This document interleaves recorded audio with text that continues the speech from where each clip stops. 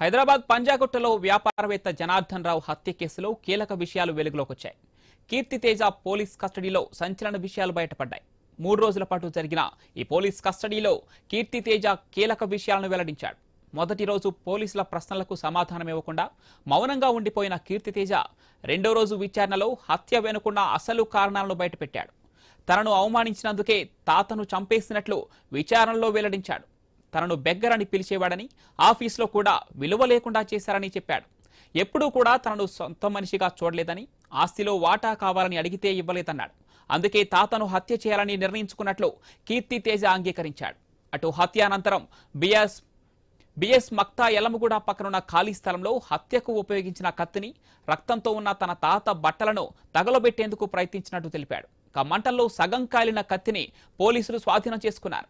హత్యకు సంబంధించి అన్ని కీలక ఆధారాలు పోలీసులు సేకరించారు. ఇప్పటికే నిందితుడిపై పలు అభియోగాలు ఉన్నట్లు పోలీసులు గుర్తించారు.